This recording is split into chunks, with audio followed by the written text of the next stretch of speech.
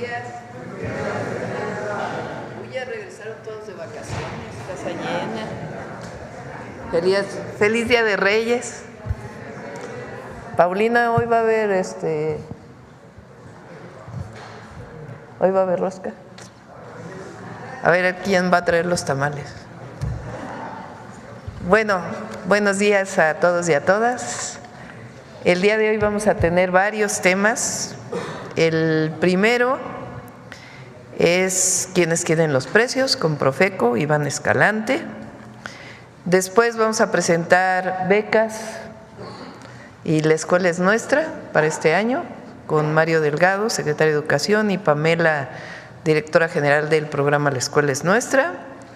Y están aquí con nosotros la doctora Rosaura Ruiz, secretaria de Ciencia, Humanidades, Tecnología e Innovación, Rafael Garayoa, coordinador técnico del proyecto OLínea, Arturo Reyes, director del Instituto Politécnico Nacional, el doctor, y Roberto Capuano, quien es el coordinador del proyecto OLínea, que es esta red de autos eléctricos que queremos construir 100% mexicanos. Ya está el proyecto, la estrategia, y se las vamos a presentar el día de hoy. Entonces, un día con mucha información. Iniciamos con Profeco, Iván. Sí, presidente. Adelante.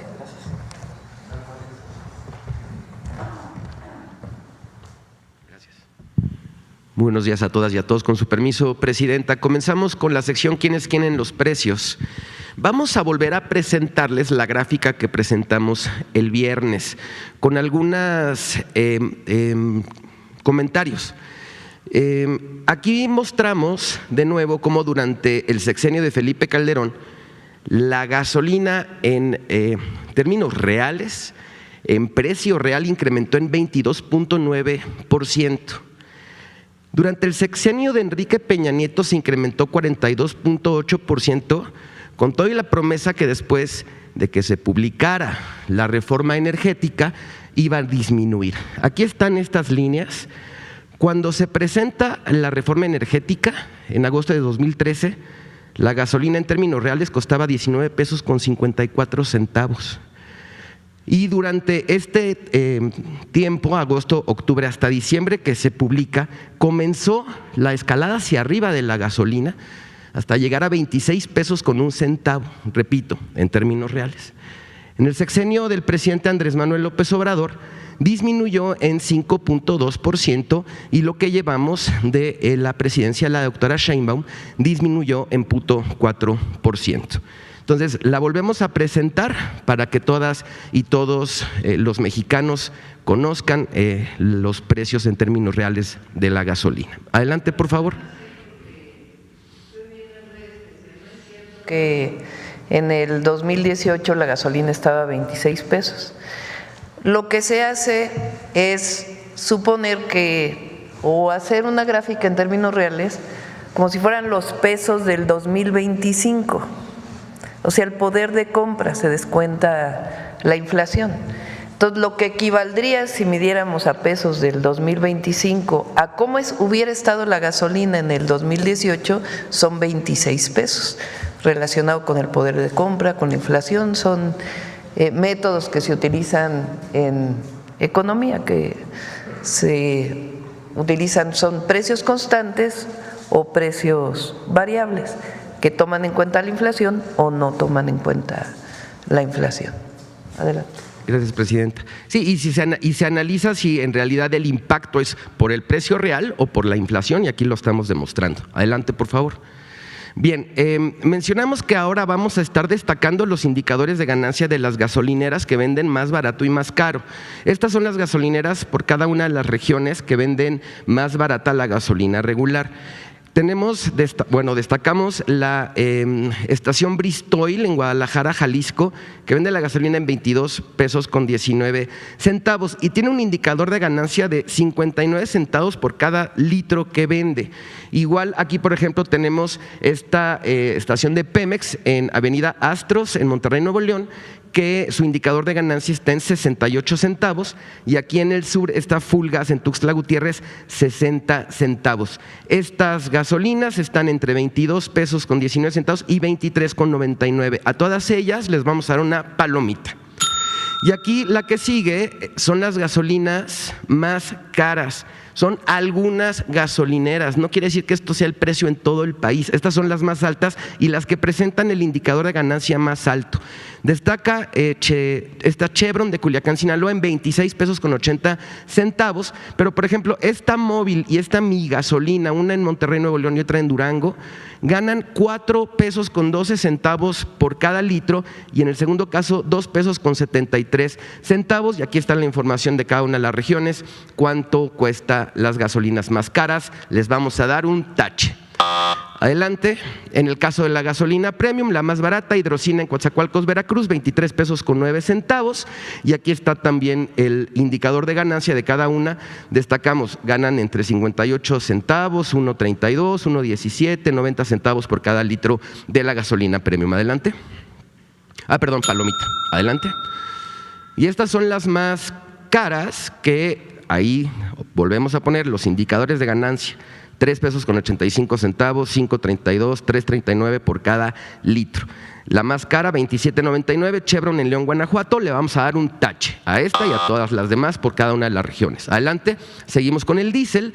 El diésel más barato, Petro 7 en Santa Catarina, Nuevo León, 24 pesos con 49 centavos. Ahí están los indicadores de ganancia que son de centavos por litro de diésel. Adelante, palomita. Y seguimos con el diésel más caro, que es en Chevron, Culiacán, Sinaloa, 27 pesos con 40 centavos. Y aquí están los indicadores que están arriba de los 3 pesos de ganancia por litro. Tache.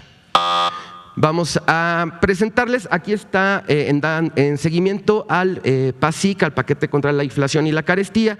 El precio más bajo de la canasta de 24 productos lo encontramos en Bodega Aurrera 38.69 en Cuernavaca, Morelos, destacando que lo venden 694 pesos con 70 centavos, muy por debajo de la meta, y le vamos a dar una palomita.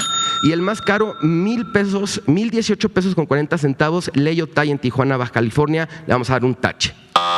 Y la que sigue, hacemos un ejercicio como lo hemos estado haciendo, 3 ciudades, las más caras y las más baratas, y aquí vamos a destacar que casi todas, aunque sean las más caras, cumplen con el objetivo de los 910 pesos. Entonces, en Iztapalapa, Megasoriana La Viga, 826 pesos, palomita. Walmart Plaza Oriente, 950 pesos, tache. En Cuernavaca, Bodega Aurrera, 38.69, como ya habíamos dicho, palomita. Y la más cara, Chedraui, Cuernavaca, Flores Magón, 734 pesos, palomita. Zacatecas, Bodega Aurrera 2027, 820 pesos con 80 centavos, palomita. Y Soriana Hiper 044, la más cara, y está por debajo de la meta, también palomita. Adelante. Hoy es 6 de enero, seguramente muchas familias ya comieron la rosca, ya partieron la rosca ayer, pero hoy también, y aquí ponemos una serie de precios de las roscas de Reyes de 1 kilogramo. El precio promedio está en 294 pesos con 89 centavos. Esto es para orientar a las familias que puedan hoy comprar la rosca de Reyes. Está entre 250 pesos y 309 pesos con 53 centavos la de 1 kilo. Y aquí ponemos algunas de los establecimientos en donde la pueden adquirir y cuánto cuesta. Adelante. Y ya salió la revista del consumidor de enero, pueden consultarla, ya la pueden descargar. Tenemos 2 estudios de calidad muy importantes: queso americano e imitaciones, papel higiénico, la tecnología doméstica, cómo elaborar una rosca de Reyes, el platillo sabio, mole de olla verde, y el entorno digital, un artículo muy interesante sobre el mercado gris de teléfonos celulares. Ahí está el link. Seguimos.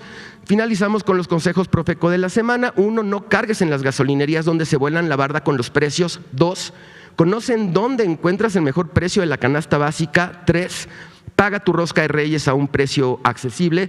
4, consulta y descarga la revista del consumidor de enero. Aquí están nuestras redes sociales y la página de internet. Muchas gracias, muy buenos días. Gracias, presidente. Gracias. Vamos con becas. Adelante, Mario. ¿Que presente el papel a la escuela? Bueno. Muy buenos días. Con su permiso, presidenta, felicidades para todas y todos. Bueno, pues muy buenas noticias en este año en materia educativa. Vamos a presentar rápidamente los objetivos de La Escuela es Nuestra. Entonces le voy a pedir a Pamela López, que lo hizo de manera extraordinaria en la administración pasada, por eso nos va a ayudar también en esta administración, y prefiero que ella lo presente. Adelante. Presenta La Escuela es Nuestra, Pamela, y luego Mario ya lo Gracias, presidente. Muy buenos días a todas y todos, feliz inicio de año y feliz Día de Reyes también, con su permiso, Presidenta. En lo que se refiere al programa La Escuela es Nuestra, es importante retomar brevemente que al cierre del sexenio anterior se logró una cobertura del 99% de las escuelas públicas de educación básica a nivel nacional, con una inversión acumulada de 85,000 millones de pesos, y como fue compromiso de la presidenta dar continuidad a los programas de bienestar impulsados por el presidente Andrés Manuel López Obrador, atendiendo a los 100 compromisos del segundo piso de la Cuarta Transformación, me es grato informar que en este año arrancaremos con la cobertura para la atención de escuelas públicas de modalidad escolarizada de media superior a nivel nacional, en el mismo esquema de operación que el programa en educación básica. Recordemos que el programa consiste en entregar un subsidio de manera directa a los comités de madres y padres de familia, quienes en conjunto con maestras, maestros y estudiantes en el caso del nivel medio superior van a evaluar las necesidades de sus espacios educativos y van a tomar las decisiones sobre el uso de los recursos, seleccionar prestadores de servicios para la construcción, para el equipamiento, para llevar a cabo sus acciones de mejora, y finalmente informarán y rendirán cuentas a sus comunidades escolares sobre la ejecución de sus obras. En la siguiente lámina podemos observar que refrendaremos los cargos tanto para los integrantes de los comités escolares de educación básica como de los comités escolares de educación media superior. Los aspectos más significativos siguen siendo que los cargos de presidenta y tesorera sean preferentemente ocupados por mujeres, madres de familia o tutoras, así como incentivar la participación de las autoridades educativas y docentes. Y en el caso de los comités de media superior, también el alumnado tendrá voz y voto en las decisiones de las asambleas. En este sentido, informarles que las asambleas estén muy pendientes porque arrancaremos en el mes de febrero y continuaremos en el mes de marzo la realización de estas convocatorias, de estas conformaciones de comités, así que los compañeros servidoras y servidores de la Nación estarán visitando sus escuelas próximamente. En la siguiente lámina, en cuanto a la numeralia que tenemos para este ejercicio fiscal de 2025, el presupuesto asignado al programa es de 25,000 millones de pesos, los cuales se destinarán 19,900 millones de pesos para 67,900 planteles de educación básica, que representan una cobertura del 38% de este nivel, incluyendo el 50% de la cobertura de las secundarias del país, y 4,600 millones de pesos para 6,200 planteles de educación media superior, con los cuales llegaremos a una cobertura nacional en 2025 del 50% de los planteles totales a nivel nacional. Proyectamos una atención total de 74,100 escuelas para el presente año. En la siguiente lámina, por favor. El recurso del programa, como sabemos, se otorga con base en la matrícula escolar, la matrícula registrada y la sumatoria de matrículas en el caso de existir 2 o más centros de trabajo en un mismo edificio. En educación básica, los rangos irán desde los 200,000, 250,000 y hasta 600,000 pesos, de acuerdo con la tabla que se presenta. Y en escuelas de educación media superior, los montos que se entregarán irán desde los 600,000, 1,000,000 y hasta 1,500,000 pesos, tomando en cuenta que las matrículas de este nivel educativo son más elevadas y sus necesidades son distintas. Los tipos de apoyo en los que los comités pueden ejercer este recurso son el equipamiento y la ampliación, así como la rehabilitación de sus instalaciones, tanto para escuelas de educación básica como escuelas de media superior. Y en el caso de educación básica también podrán ejercerlo en el servicio de alimentación o en el horario extendido. En la siguiente lámina cabe mencionar solamente que bajo este esquema y de contar con suficiencia presupuestaria, recibir el recurso hasta en 2 ocasiones en el sexenio, en el caso de educación media superior y secundarias hasta en 3 ocasiones en el sexenio. Por último, retomar que como parte de los valores de este programa se impulsa la toma de decisiones colectiva, la confianza en el pueblo y la detonación de la economía local, sin intermediarios y sin imposición de proveedores, personal técnico o constructoras. La decisión de la realización de las obras es exclusiva de la comunidad escolar. Asimismo, se promueve la participación de las mujeres en sus comunidades mediante la administración de los recursos otorgados. Es cuanto, Presidenta. Muchas gracias.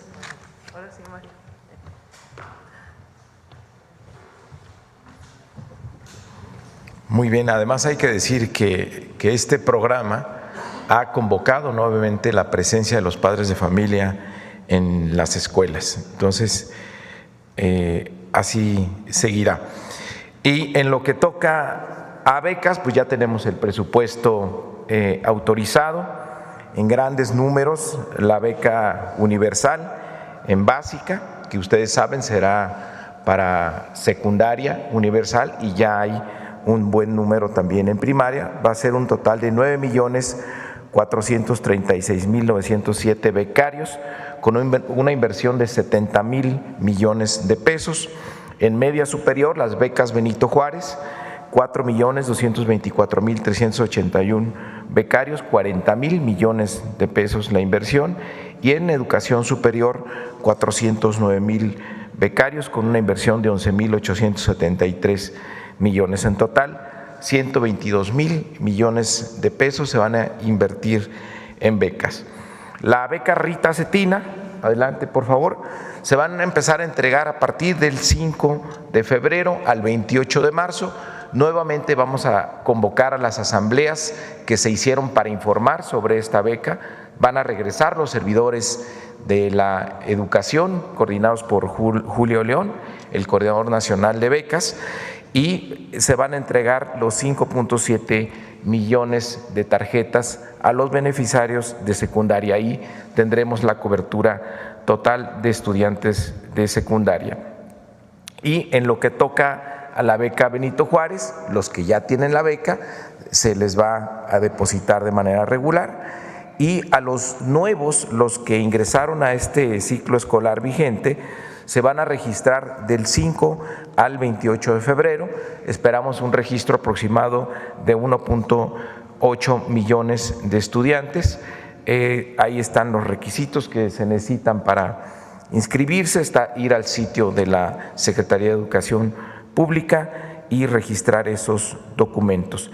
Y para los de nuevo ingreso de educación superior, el registro será del 10 al 28 de febrero y esperamos más o menos un registro de 147,000 estudiantes también en la plataforma de internet de la Secretaría de Educación Pública. Entonces, en resumen, pues son los dos grandes programas que tendremos en la Secretaría de Educación Pública. La escuela es nuestra, con una inversión de 25,000 millones de pesos, llegando por primera vez a las preparatorias, a educación media superior, y los jóvenes van a formar parte de los comités que van a decidir en qué y cómo se gastan esos recursos, en qué se invierten, y estos recursos de 122,000 millones de pesos para las becas. Muchas gracias, presidente. Olivia, ¿quién inicia la presentación? Rosaura, adelante. Gracias, presidenta. Con su permiso, presidenta. Buenos días a todos y todas. Hoy vamos a presentar, ya lo había indicado nuestra presidenta, uno de los proyectos que la doctora Sheinbaum nos ha encargado, Coordinadora de Ciencia, Humanidades, Tecnología e Innovación. Se trata de la armadora Olinia. Por cierto, la palabra Olinia significa en náhuatl moverse, movimiento. Este paso constituye un hecho histórico porque va más allá de manufacturar minivehículos eléctricos mexicanos. Olinia, en conjunto con otros proyectos de desarrollo tecnológico científico, tienen el potencial de ser un parteaguas en la industria mexicana. A través de Olinia se busca lograr una transferencia tecnológica exitosa del sector académico y de investigación para la creación de empresas, en este caso una asociación público-privada. Esta es una de las formas en que el modelo de prosperidad compartida se verá reflejado, al destinarse un porcentaje de los ingresos obtenidos a la ciencia y a la educación. Con este proyecto se pone de manifiesto que la vinculación entre academia, gobierno y sector productivo favorece el camino para la soberanía tecnológica y el bienestar de nuestro país. Es importante destacar que Olinia atiende un tema de gran interés para la presidenta, ya que contribuye a la transición energética y el cuidado del medio ambiente, a reducir las emisiones de combustibles fósiles y, gracias a su tamaño compacto, optimizará la ocupación del espacio urbano y la circulación en la movilidad vehicular de las ciudades de México. Además, por su precio es competitivo con el precio que se está proyectando, será una opción accesible. Por último, quiero reconocer a las instituciones educativas y centros de investigación. Aquí nos acompaña el director del Instituto Politécnico Nacional, también el Tecnológico Nacional no está aquí, pero nos está apoyando de una manera importante y prácticamente muchas universidades y también centros de la actual Secretaría que se llamaban de CONACYT.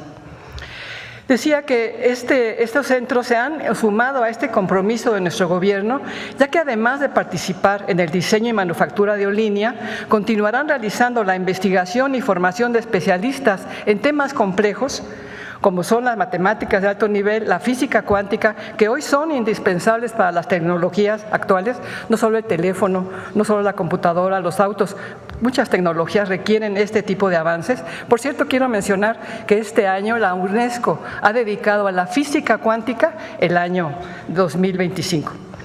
Entonces, por eso reconozco mucho el trabajo de las universidades y centros de investigación que están apoyando este y otros proyectos de nuestra presidenta. Ahora, si me lo permite, doctora Sheinbaum, me gustaría ceder la palabra a Roberto Capuano, que va a ser el coordinador de este proyecto. Muchas gracias. Adelante, Roberto.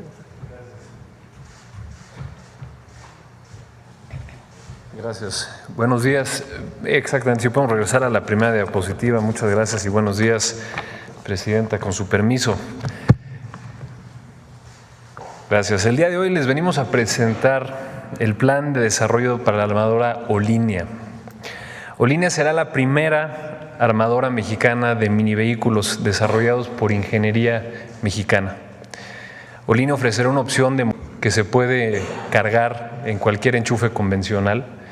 Es un vehículo de bajo costo y que es particularmente útil para la movilidad urbana. Los vehículos eléctricos en general, no solamente los minivehículos, tienen ventajas importantes sobre los vehículos de combustión interna, que son los que convencionalmente circulan por las ciudades. Primero, son vehículos de gasolina. Sin embargo, los vehículos eléctricos que actualmente se venden en el país son caros y no están al alcance de la mayoría de las familias mexicanas. Eso es lo que vamos a cambiar con Olinia, la que sigue. Les doy un poco de contexto de la oportunidad de movilidad urbana en México. Lo primero es destacar que el 70% de la población de este país vive en zonas urbanas. Y de esa población, el 80% de las necesidades de movilidad diaria son de menos de 30 kilómetros. Al mismo tiempo, observamos cómo en países similares a México estos vehículos están teniendo un auge. Tan solo en China y en India, la venta de minivehículos en el 2023 fue de más de 1.3 millones de unidades. Para nosotros, en México, los minivehículos son la categoría de mayor potencial en la movilidad eléctrica. Y decimos esto porque ya los estamos viendo en las calles de México y de otros países de Latinoamérica. Los estamos viendo como patrullas de policías en algunas ciudades, que aparece en la foto en la parte de arriba es en Guadalajara, como soluciones de movilidad personal, como las fotos que están en la parte de en medio, y como alternativas al mototaxi que conocemos muy bien en este país, así como vehículos repartidores. Así que en este contexto estamos propone la creación de la armadora Olínea. Como ya mencioné, será la primera armadora mexicana de minivehículos eléctricos desarrollados por ingeniería mexicana que solucionen problemas de movilidad urbana en nuestro país. El portafolio que estamos considerando consiste en 3 soluciones. La primera, una solución de movilidad personal, un producto para los jóvenes que requieren un vehículo, las madres que llevan a sus hijos a la escuela, para las muchas personas que actualmente recurren a la compra de una motocicleta como vehículo de transporte personal. Les brindaremos una alternativa más segura y asequible. Segundo, una solución para movilidad de barrio, aquella que hoy en día es atendida por los cientos de miles de mototaxis que operan en las distintas ciudades del país. Esta alternativa será más segura, silenciosa y confortable para los usuarios, y para los conductores significará un costo de operación mucho menor. Y la tercera, una solución para entregas de mercancía en lo que es conocido como entregas de última milla. Esta solución, que ya vemos en algunas ciudades del país, será una alternativa de bajo costo y eficiente para la creciente demanda de envíos del comercio en línea, así como de las aplicaciones de conveniencia como las que mandan el mandado a casa. Entonces tendremos 3 soluciones: una de movilidad personal, una de movilidad de barrio y una para entregas de última milla. Estas imágenes no son el diseño final de los vehículos, sino que las construimos para ilustrar el día de hoy los segmentos a los cuales nos estaremos enfocando. El diseño será de las primeras tareas que tenemos en este proyecto. Y cuando veíamos esta diapositiva, inevitablemente nos vino a la mente el bochito. Aquel vehículo cuya versatilidad lo hizo un elemento muy importante de la vida cotidiana de muchos mexicanos, como vehículo de transporte personal, como taxi, como camioncito de entrega. Y si bien el Olínea no busca ser un bocho, porque no estamos viendo hacia atrás, sino hacia adelante, sí ofrecerá una línea de productos cuya versatilidad y precio se volverán relevantes y parte de nuestra cultura cotidiana en México. Bueno, seguramente se preguntarán cómo haremos para diseñar 3 vehículos. Esto lo lograremos diseñando una plataforma modular multipropósitos para los 3. Esto quiere decir que el chasis, el motor, el tren motriz y la batería se desarrollarán una sola vez, y sobre esa plataforma utilizaremos diferentes carrocerías para darle los diferentes usos que acabo de mencionar. El desarrollo de la plataforma una sola vez tiene muchos beneficios que hoy no explicaré a detalle, pero me limito a decir que podemos lograr un diseño más eficiente en tecnología y para su fabricación. De manera paulatina lograremos una integración que en su mayoría incluya componentes de origen nacional. También así será como la cartera de minivehículos de Olínea tendrá un precio estimado de entre los 90 y los 150 mil pesos dependiendo del modelo. Este precio, acoplado a modelos de financiamiento justos, nos permitirán lograr que la movilidad eléctrica esté al alcance de millones de mexicanos y mexicanas. Este plan es tan ambicioso como es audaz, y por lo mismo estamos integrando un equipo de trabajo bajo el paraguas de la recientemente creada Secretaría de Ciencia, Humanidades, Tecnología e Innovación, con las 2 mejores instituciones tecnológicas de México, el Instituto Politécnico Nacional y el Tecnológico Nacional de México. Ambas instituciones están designando a sus mejores elementos en el área automotriz y de movilidad eléctrica para dedicarse de tiempo completo al proyecto de Olínea. Con la confianza de la presidenta y el apoyo de la secretaria Rosaura Ruiz, yo tendré el honor de ser encargado de este proyecto. Y para el final del sexenio, nuestra meta es lanzar los 3 modelos bajo una empresa con inversión pública y con inversión privada, que sea viable económicamente y que tenga perspectivas de largo plazo.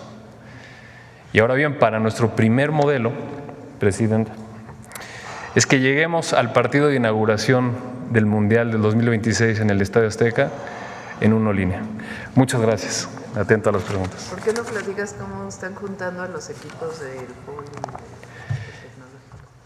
Lo que hemos estado haciendo en los últimos 3 meses ha sido trabajar con el Politécnico y con el Tecnológico Nacional de México para que ellos puedan empezar a reclutar a lo que mencioné son sus mejores elementos en movilidad eléctrica y en ingeniería automotriz, para que se participen en lo que estamos creando 6 diferentes vertientes de trabajo. Algunos se encargarán del chasis, otros de la batería, otros del tren motriz, otros de la fabricación, otros del diseño industrial, y estarán trabajando de manera conjunta y paralela ambas instituciones para ir desarrollando esta primera versión del vehículo. Vamos a lanzar los modelos de manera paulatina, es decir, no van a salir los 3 juntos, va a salir primero uno, luego otro y luego otro, y así es como empezaremos a trabajar. El presupuesto estará fondeado por la Secretaría de Ciencias y Tecnología, y así es como estamos empezando. De hecho, ya empezamos el año pasado, ya estuvimos en algunos eventos, convocamos a los investigadores de ambos institutos y hemos estado ya comenzando la dinámica de trabajo con ellos. ¿En qué estado se ubica la armadora? ¿Verdad? ¿En qué estado se ubica la armadora? Parte de lo que nos toca hacer en esta primera parte del análisis, porque recuerden que les estamos anunciando el inicio de este plan, es evaluar cuál será el mejor sitio para la fabricación. 2 cosas que tenemos que pensar. La primera es que México tiene una larga tradición de fabricación de autos. Esto hace que el proyecto Línea haga mucho sentido porque tenemos ya muchos proveedores de autopartes en el país. Estamos activamente en conversaciones con los diferentes estados que tienen ya fabricación en el estado. Este mes vamos a estar en Puebla, vamos a estar en Sonora, en la ciudad de Hermosillo, evaluando y conociendo las diferentes capacidades que existen. La otra parte es que pensemos que la Línea es un vehículo que no tiene un armado como el que conocemos, no se va a parecer a una planta como la de Nissan en Aguascalientes, porque la fabricación es más pequeña y se considera que la armadora pues tendrá una forma diferente. Es algo simplemente a tomar en cuenta. ¿En qué lugar se va a ubicar la armadora? Es decir, ¿estaría entre Hermosillo y Puebla? No, repito, lo que queremos ahorita es evaluar dónde es el mejor lugar para establecernos.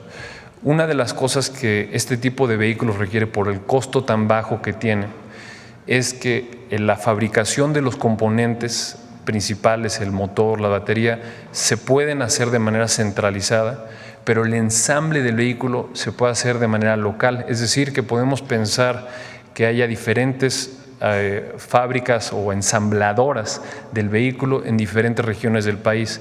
Esto es porque así reducimos costos. Un contenedor, por más bien que lo ordenemos, pues le van a caber 15 y 16 vehículos ya armados. Pero si nosotros podemos mandar los vehículos desarmados en un contenedor, podemos meter más del doble y eso reduce costos. El principal reto que tenemos en este proyecto no es la tecnología, sino la tecnología a ese costo.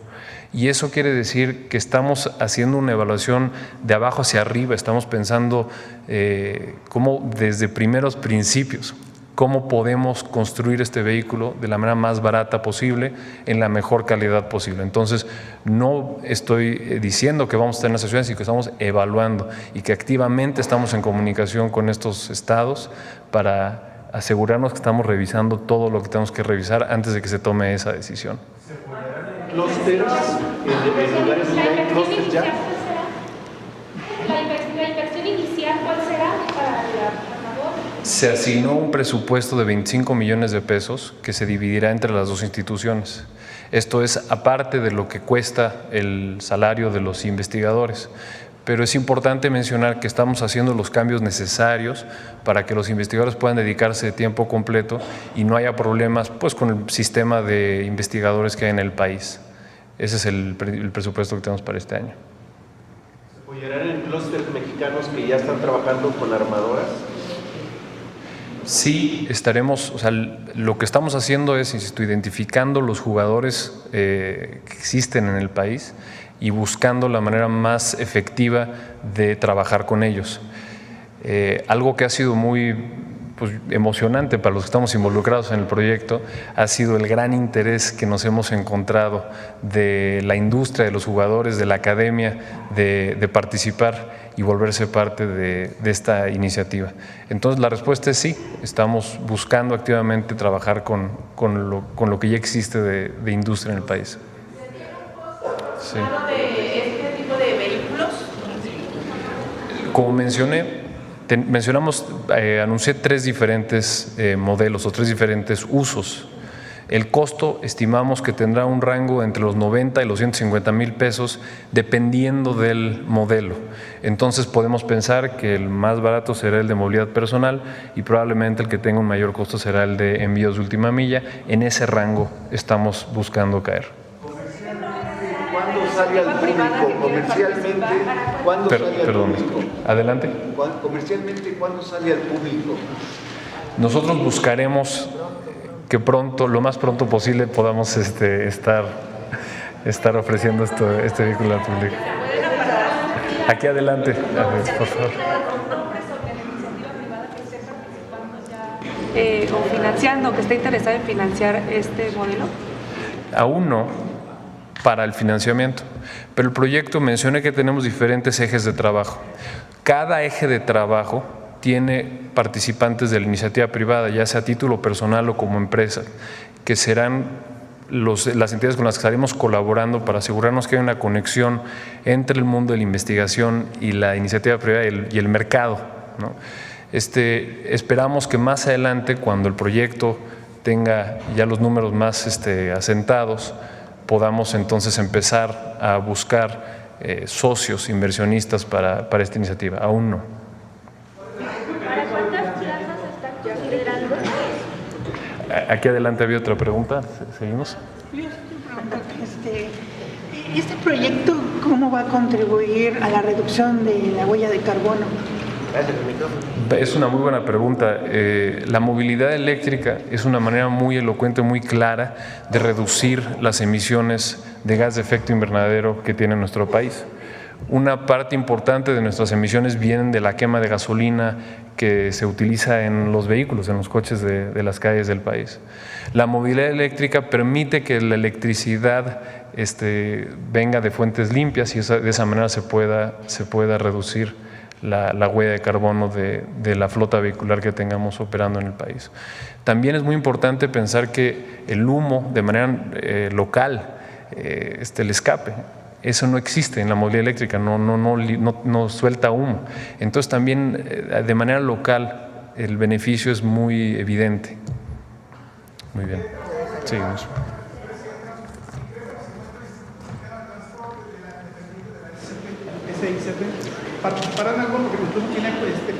En este momento lo que se decidió primero es, Roberto es el coordinador, él nos está ayudando a coordinar diversos proyectos.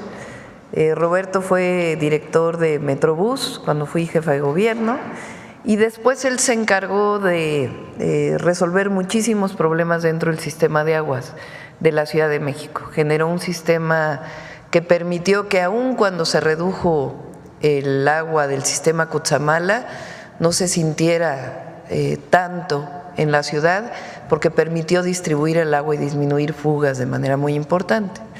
Entonces ahora a Roberto le di el encargo de varios proyectos, que coordinara varios proyectos. Uno de ellos es, ya le llamamos armadora o línea, porque el objetivo no solo es un vehículo, sino diversos vehículos que puedan usar las plataformas tecnológicas que se van a desarrollar. El otro proyecto que nos está ayudando a coordinar es justamente porque conoce el tema, el de el abastecimiento de agua de la zona metropolitana del Valle de México. Entonces, ¿hasta dónde vamos y qué hicimos en el 2024? Se seleccionó al Politécnico y al Tecnológico Nacional de México. No sé si ahora quiera el director del Poli comentarnos algo, porque hay muchos investigadores que actualmente están trabajando sobre vehículos eléctricos, incluso estudiantes que están trabajando sobre vehículos eléctricos. Entonces seleccionó un equipo de trabajo que 100% de su tiempo lo dedique a al diseño de estos autos. Ya hay autos mexicanos eléctricos.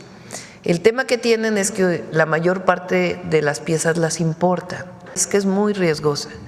Han aumentado los accidentes de tránsito asociados a la motocicleta. Entonces, este auto pequeño pues debe tener la característica de ser seguro, ser eléctrico, que se pueda conectar en cualquier enchufe y que la mayoría de sus componentes sean mexicanos. Entonces, poco a poco ir construyendo pues esta cadena de producción. Entonces, hasta el momento tenemos ya el equipo de trabajo, ya han avanzado incluso en su momento ya se invitará a empresas privadas que también se han dedicado desde hace tiempo en México a producir particularmente motores eléctricos, y la idea es que el gobierno apoye a la Secretaría para generar este diseño, y ya a la hora de la construcción de los vehículos, las piezas se pueden construir en distintos lugares y se pueden armar en distintos lugares. Ese es uno de los objetivos, porque llevar un auto de Sonora a Yucatán pues tiene un costo, eso incrementa el costo del vehículo. Si podemos tener una armadora en Yucatán y una en Sonora, pues sería muy bueno tener armadoras regionales que nos permitan poder proveer a más bajo costo el vehículo. Entonces ese es el avance hasta ahora de Olínea. ¿Entidades en donde habrá estas armadoras? El objetivo es que, si les parece, cada 2 o 3 meses sigamos informándolo aquí en la mañanera, cómo es el avance, vayamos inclusive a los laboratorios en donde están diseñando los autos eléctricos, y la idea pues es que esté lo más pronto posible el diseño, y ya la armadora pues va a tener que abrirse pues un concurso probablemente para ver qué empresa privada ofrece las mejores condiciones para poder construirlo. Bueno, el director del Poli, que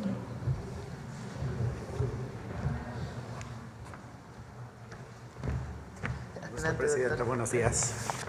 Buenos días, Presidenta, doctora Claudia Sheinbaum. Saludo a los medios de comunicación, amigas y amigos que nos siguen en esta conferencia de prensa matutina del pueblo. En nombre del Instituto Politécnico Nacional, les saludo con gusto.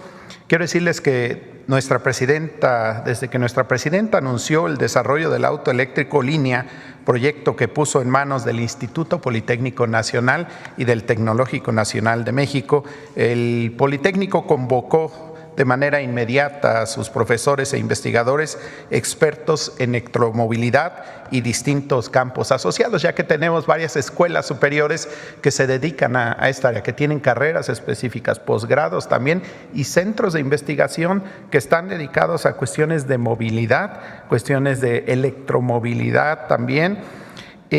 Como resultado de las reuniones de trabajo que tuvimos, se definieron 10 áreas estratégicas correspondientes a los sistemas y actividades por realizar, y se integraron grupos de expertos y coordinadores técnicos para articular el trabajo entre las áreas.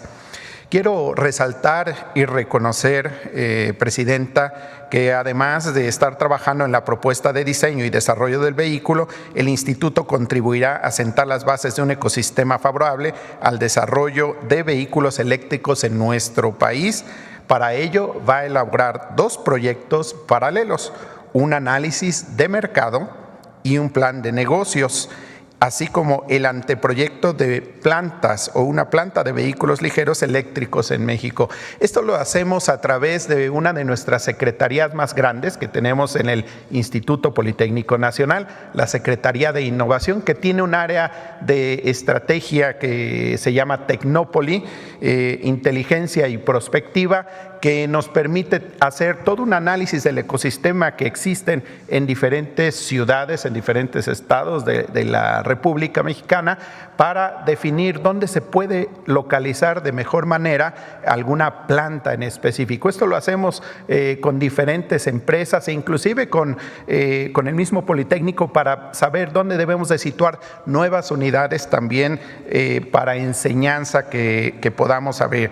Así que a través de esta estas áreas vamos a identificar y evaluar el tamaño y el impacto de la economía de la población, definir la cadena de valor, identificar áreas de oportunidad con base en las fortalezas, entre otros aspectos que se vayan requiriendo poco a poco. Quiero también decirles que además de los investigadores que están en gran cantidad y desarrolladores e innovadores en el Politécnico, contamos también con áreas específicas como uno de los laboratorios más importantes en el Instituto y en México, como el Laboratorio de Movilidad Inteligente, el LANCEI, que integra 5 dependencias politécnicas, y el Instituto Mexicano de Transporte. LANCEI es pionero en el país en tecnología de frontera para descarbonización del transporte y cuenta con 2 áreas de equipamiento únicas en México, como la electrónica de alta densidad de potencia, especial para aplicaciones vehiculares, y sistemas de seguridad pasiva con énfasis en electromovilidad, así como una pista de pruebas de estabilidad y automatización de transporte. Hace algunas semanas, el año pasado, inauguramos un nuevo centro de innovación que se llama CIITA, Centro de Innovación e Integración de Tecnologías Avanzadas en Puebla, que tiene entre sus objetivos dar atención al sector automotriz a través de 5 laboratorios especializados y equipados con tecnología de vanguardia, que se especializa también en electromovilidad. Sin duda, estas capacidades y fortalezas están siendo orientadas hacia una movilidad limpia, eficiente y accesible para todos y todas a través de Olínea, con lo cual el Politécnico pues seguirá con el legado de poner la técnica al servicio de la patria. Muchas gracias, Presidenta, por considerar al Politécnico para este gran desarrollo nacional. Ahora sí vamos a este y otros temas. Adelante. Gracias, Presidenta. 3 temas me gustaría tocar. El primero, publicamos hoy en imagen en Excelsior un estudio realizado por la consultoría Estrategia Electoral. Hace prospectiva política para este año y señala 2 temas que son dignos de ser observados con atención. Es la elección en el Poder Judicial, y ahí señala que hay 2 preocupaciones, una por la reducción del presupuesto destinado para esa elección y la premura, el poco tiempo que se tiene para preparar la elección, algo que ya se ha platicado en esta conferencia. Me gustaría saber si usted tiene algún comentario acerca de este estudio, si de verdad hay un riesgo de la elección judicial por la reducción del presupuesto y por el poco tiempo que hay para preparar esa elección. No hay riesgo. Va a participar el pueblo de México. El 1 de junio vamos a elegir jueces, juezas, magistrados, magistradas, ministros, ministras, magistrados del Tribunal Electoral, a los responsables del Tribunal o del área de justicia del Poder Judicial.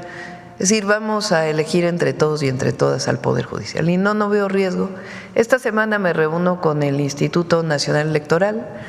Ellos ya aprobaron el presupuesto, ya tienen incluso propuestas de cómo van a ser las boletas y cómo van a organizar la elección. Y de todas maneras, esta semana me reúno pues para ver cuáles son sus consideraciones, pero no al revés, va a ser una buena elección. ¿Los integrantes del Consejo vendrán aquí a Palacio a platicar con usted? Pues estamos por definirlo, a ver cómo nos vamos a reunir. ¿Qué día estaría? El 9 planteamos. Día 9. Gracias. La segunda, la empresa mexicana de aviación, la empresa estatal mexicana de aviación. Aquí a finales del año habían dado un recuento acerca de los logros que había tenido en el primer año de operación y sin embargo ayer se anunció la reducción de las rutas que va a cubrir esta compañía. ¿Cuál sería el motivo, Presidenta? ¿Se le había informado a usted? ¿Y cuáles son las razones para...? ¿Es un rediseño? Sí, están haciendo una revisión. Algunos de los aviones además son rentados, entonces tienen que renovar esta renta. Van a llegar los nuevos aviones y se está haciendo una revisión como en cualquier empresa, cuáles son las rutas que tuvieron más pasajeros, cuáles son las rutas que tuvieron menos. Esta misma semana me van a presentar el plan maestro de la empresa y Mexicana va a seguir siendo la empresa del Pueblo de México seguir volando y no hay nada más que pues sencillamente una revisión de su plan estratégico para el 2025. Hay algunos destinos que estaban cubiertos por ellos y ahora quedarán una vez más descubiertos, pienso en Uruapan. No necesariamente, están revisando cuántos pasajeros tuvieron en el año, como en cualquier empresa, se hace una revisión. Esta es una empresa pública y por tanto no solamente, es decir, no tiene la ganancia como el elemento que define la operación de la empresa, pero de todas maneras pues se tiene que hacer una revisión de cuántos pasajeros volaron, si es necesaria esa ruta, si es mejor cambiarla, si hay que hacer una parada en algún lugar y después llegar a otro sitio. Es, digamos, la revisión general que hace cualquier empresa para su plan maestro. Gracias. Y la tercera, la última, están los embajadores y los cónsules en México actualmente, seguramente se va a reunir con ellos.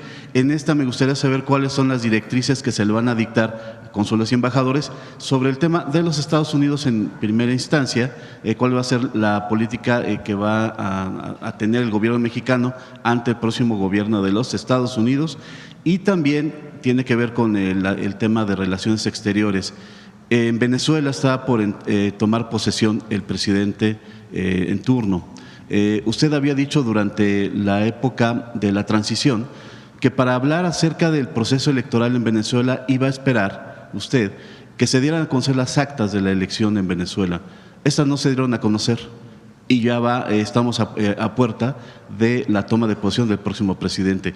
¿Cuál sería la postura del gobierno de México ante este La postura evento que está en la Constitución con todos los gobiernos del mundo, la autodeterminación de los pueblos. Entonces, en el caso de Venezuela, irá un representante a la toma de protesta, pero no vemos por qué no deba ser así. Y le corresponde a las y los venezolanos, no a México definir. Y sobre esta reunión con los cancilleres, con los embajadores. Hay una revisión general, como siempre se hace, todos los meses de enero. Obviamente lo que buscamos a través de las embajadas es apoyar a los mexicanos que se encuentran en el exterior y mexicanas, y también que se difunda y se promueva lo que está ocurriendo en México y la defensa del proyecto de nación que tenemos. Y particularmente para los consulados, lo que estamos planteando pues es una estrategia de mayor apoyo a los mexicanos y mexicanas que viven en Estados Unidos, en general, para disminución de trámites, que no haya las filas que normalmente hay, que haya más información. Por cierto, aprovecho para decir que les voy a plantear también al Instituto Nacional Electoral la agilización de las credenciales para los mexicanos que viven en el exterior. El día que estuvimos en Puebla, me plantearon, entregamos tarjetas a mexicanos que acaban de regresar, que vivían en Estados Unidos, y me plantearon la dificultad de ellos para votar en las elecciones. Entonces, que es muy importante que se agilice la entrega de credenciales de elector cuando se soliciten, que esté abierto permanentemente esto y que sea mucho más ágil. Y depende del INE, no depende de los consulados. Los consulados ponen sus espacios, pero es el INE quien desarrolla estos trámites, digamos. Entonces, disminución de trámites, mejora de la atención y además, pues todo lo que tiene que ver con la protección de nuestros paisanos y paisanas en Estados Unidos, la protección legal, que ya Juan Ramón de la Fuente estuvo aquí informando cómo se está accediendo a más abogados y abogadas, y todo lo que tienen que saber nuestros hermanos allá por cualquier cosa que llegue a ocurrir con la llegada del presidente Trump. No, dura varios días, el 8.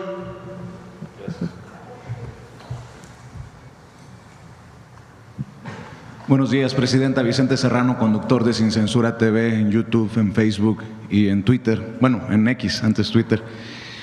Presidenta, veo a muchos enojados en redes sociales porque, de acuerdo a las encuestas, tiene el 78% de aprobación. 8 de cada 10 mexicanos aprueban lo que está haciendo en estos días de gobierno. Nos sorprende que venga también acompañado de un reconocimiento como una de las streamers más vistas en las redes junto a otros, ya le estoy haciendo la competencia. junto a otros compañeros precisamente que se dedican al desarrollo de contenidos políticos como Julio Astillero, Manuel Pedrero. El propio presidente Andrés Manuel López Obrador continúa número uno, sí, como número uno. Pero tampoco sorprende que haya personajes, periodistas, que recurren a lo que cuentan las leyendas, como Ciro Gómez Leiva, que dice que el presidente Andrés Manuel López Obrador sigue moviendo los hilos del poder desde Palenque. Su reflexión sobre esto que le planteo y sus reflexiones a 100 días de gobierno, presidenta, por favor. Sí, ahora póngale las dos encuestas.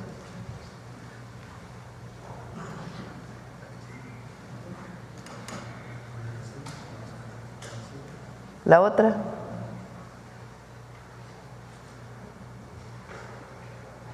Esta dice aceptación de la ciudadanía de más del 90%.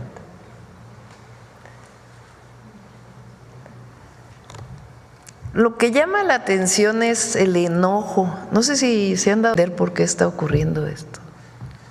Bueno, es explicable porque la verdad es que llevan un buen rato sin entender lo que pasó en nuestro país en los últimos 6 años. Entonces, cuando fui candidata, esencialmente planteé 2 cosas. Una, que continúe la transformación de la vida pública, que avance la transformación todavía más. Y segundo, que es tiempo de mujeres. Y esos 2 temas son muy poderosos en nuestro país. Y mientras uno no traicione eso que propusimos con 100 puntos que planteamos el 1 de octubre, va a haber apoyo del pueblo de México. Lo que uno no puede hacer es traicionar al pueblo, y eso no lo vamos a hacer nunca. Y eso es lo que hay de reconocimiento, que lo que propusimos lo estamos cumpliendo y que estamos cerca de la gente, que no nos hemos alejado y que no nos vamos a alejar. La transformación que está ocurriendo en México es profunda, muy profunda. Y ni la oposición, ni sus intelectuales, ni los comentócratas la han acabado de entender. Están enojadísimos ahora porque dijimos que era muy poco creíble el reportaje del New York Times.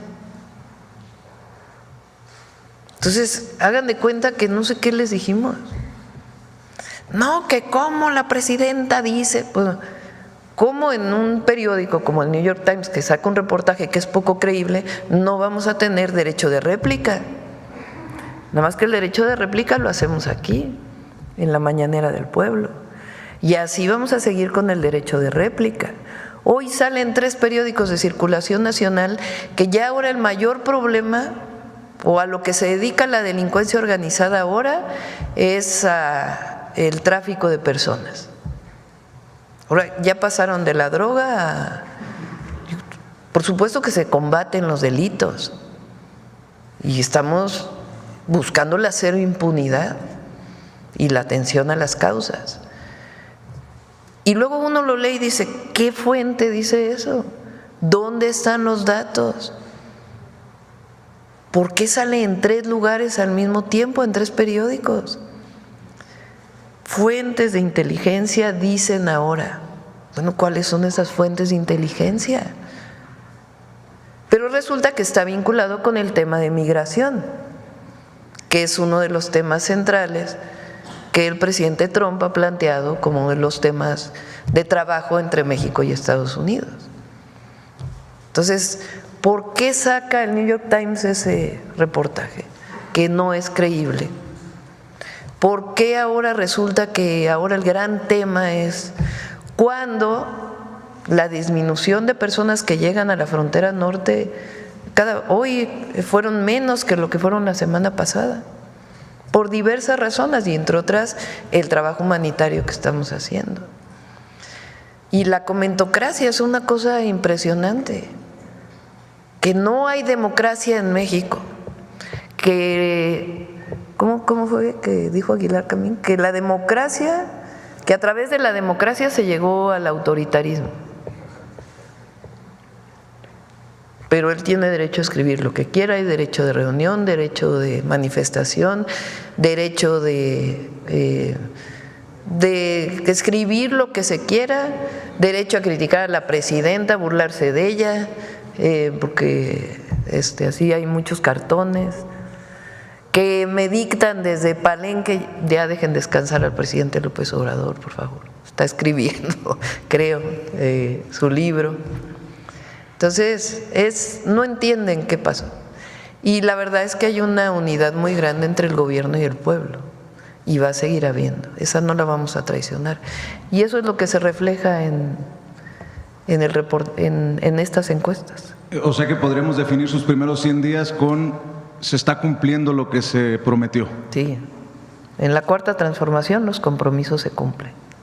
El domingo vamos a estar en el Zócalo, ahí vamos a, de manera breve, no va a ser un informe largo, a informar lo que hemos hecho en estos 3 meses, que hicimos de octubre a principios de enero en todos los temas, y también a reivindicar las reformas constitucionales que fueron aprobadas por el Congreso, desde la reforma al Poder Judicial hasta que las mujeres hoy estamos en la Constitución.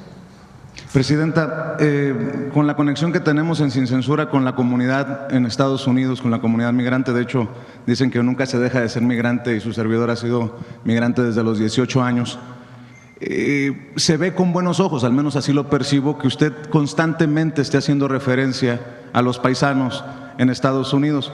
Debo de decirle respetuosamente que a mí me brincó hace unos días en una de estas mañaneras del pueblo que usted decía que se estaba analizando lo de las pensiones para los paisanos y paisanas en Estados Unidos por cuestiones de presupuesto.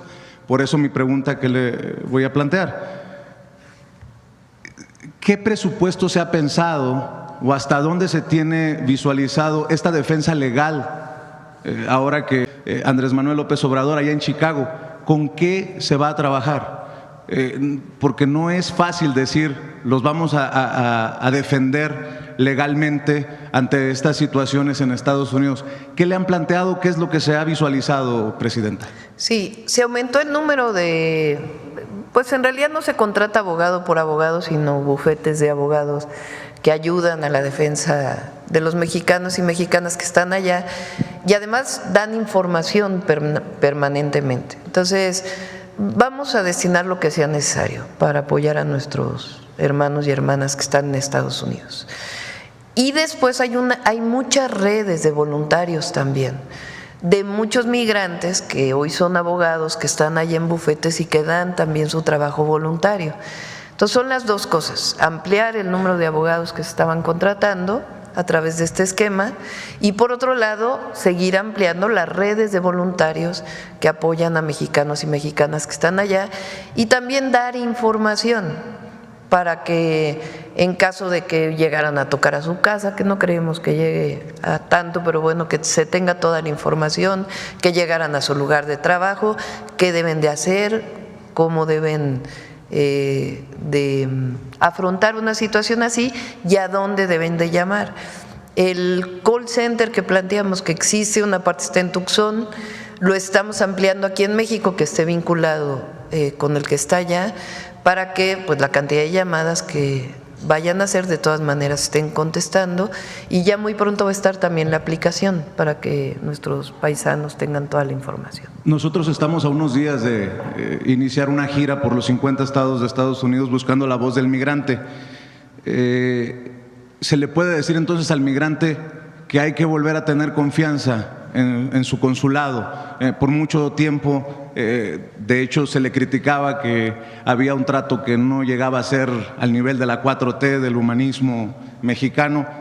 Ya puede usted, como presidenta, decirles, regresen a su casa, ¿no? A estos espacios. Sí, y lo vamos a corregir y que nos avisen, que nos platiquen, que nos digan a través de las redes o de estos mismos números, en caso de que no sean bien atendidos.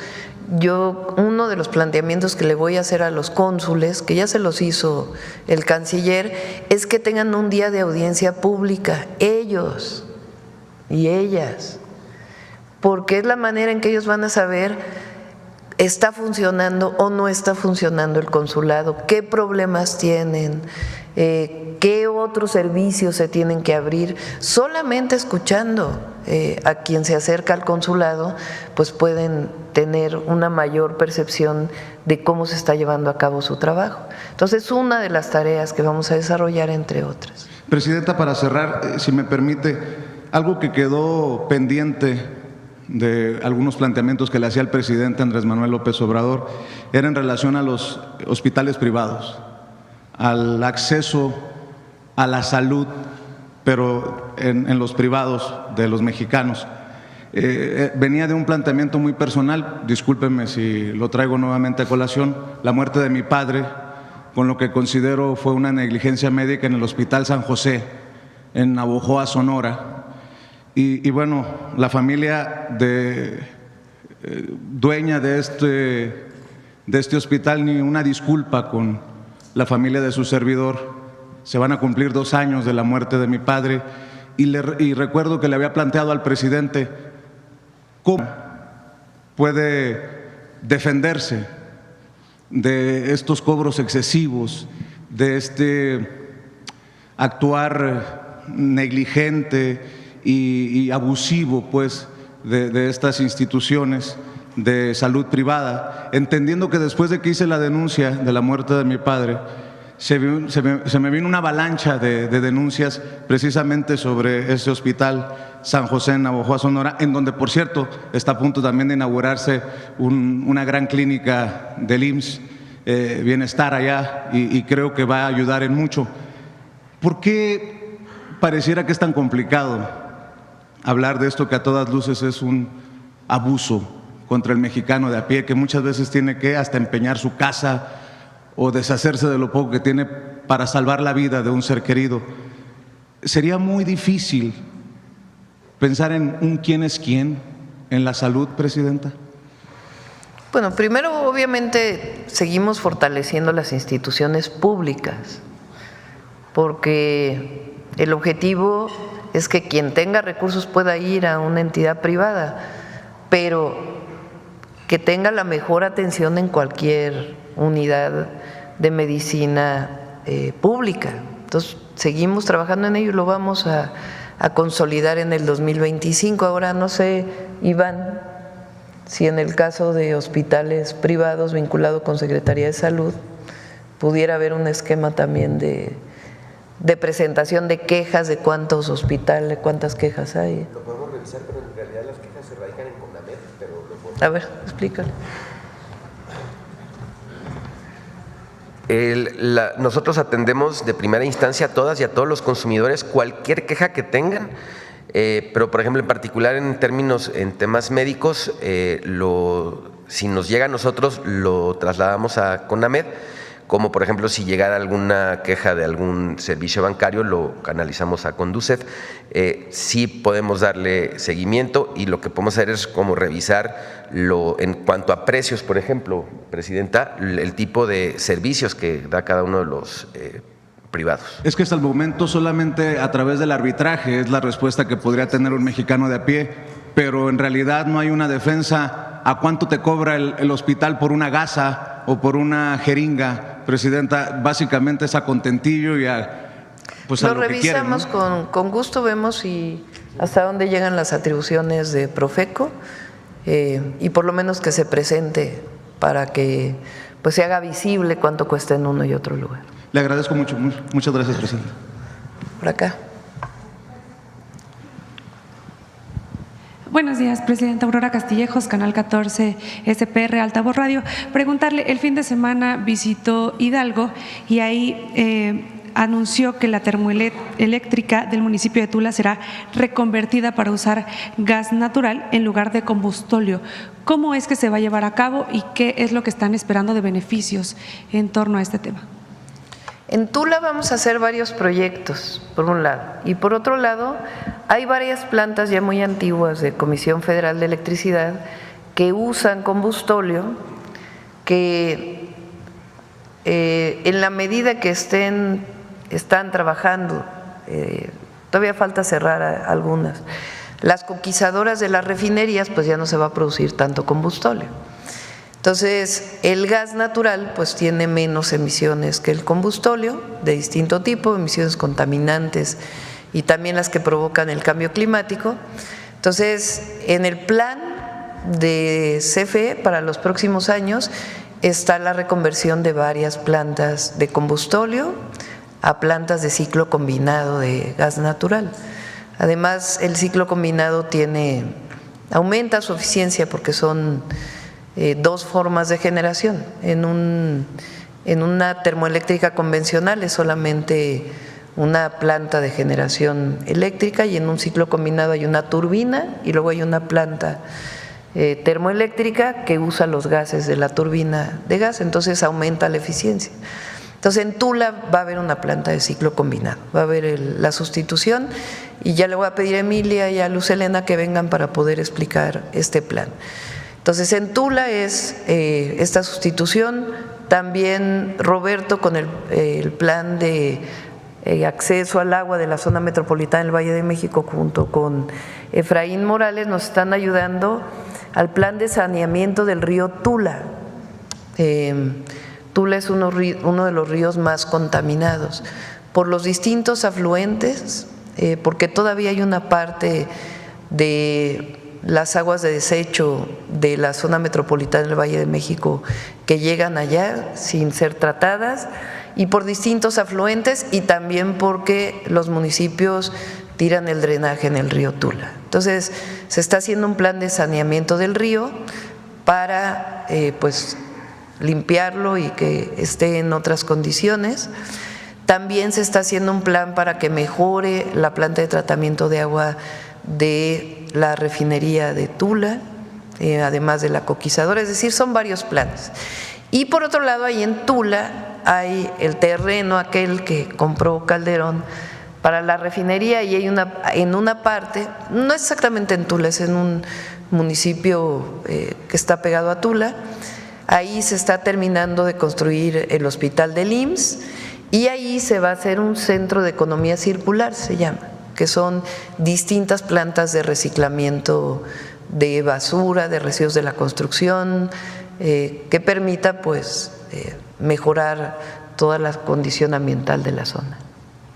Bien, y en otro tema, en temas de seguridad, preguntarle, este fin de semana también visitó Morelos, saber cuál es el plan para construir paz en esta entidad. Decía que no se va a utilizar mano dura, pero saber cuál es la estrategia específicamente en esta entidad y que supongo se replicará a nivel nacional. ¿Para qué, perdón? En temas de seguridad en Morelos.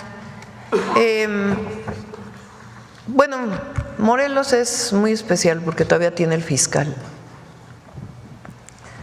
que sigue ahí, que como ustedes saben, pues es un fiscal que tiene órdenes de aprehensión, nada más que en su momento lo defendió el propio Congreso del Estado de Morelos. Pues eso tendrá que resolverse en algún momento. En general, en todas las entidades lo que estamos haciendo es mucha mayor coordinación, que se va dando poco a poco, no es de la noche a la mañana. Coordinación no quiere decir nada más hablarse por teléfono, sino construir estrategias de atención a la seguridad de la Procuración de Justicia en las distintas entidades de la República. Entonces hemos trabajado mucho con Sinaloa, hemos trabajado mucho con Guerrero, hemos trabajado con el Estado de México, con Baja California, aunque se está fortaleciendo más el trabajo, con Sonora. Hay entidades donde hemos avanzado un poco más y hay otras entidades donde todavía tenemos que avanzar más. Una de ellas es Morelos, por esta condición particular además de la Fiscalía. Entonces, pero hay mucha coordinación, tiene un nuevo secretario de Seguridad, el secretario de Marina va estos días para allá para poder apoyar en algunos temas y por supuesto el secretario de Seguridad que está en coordinación con todos. Entonces el jueves es el informe de seguridad, lo vamos a mover de martes a jueves para poder queremos tener el cierre de diciembre de los datos de diciembre, porque tardan un poco las fiscalías en enviar la información que llega a diario, pues después se va ajustando porque hay retrasos en el envío de las fiscalías estatales. Entonces, el jueves hay informe de seguridad y ahí se puede ampliar mucho más la información. Acá. Buenos días, Presidenta. José Manuel Fuentes, de Capital 21, el corazón de la capital. Preguntarle sobre el tema del carro eléctrico, sobre todo de qué va a ser la batería, si va a ser de litio o de qué otro tipo de se va a utilizar. Roberto, ¿quieres contestar las baterías del auto? Adelante.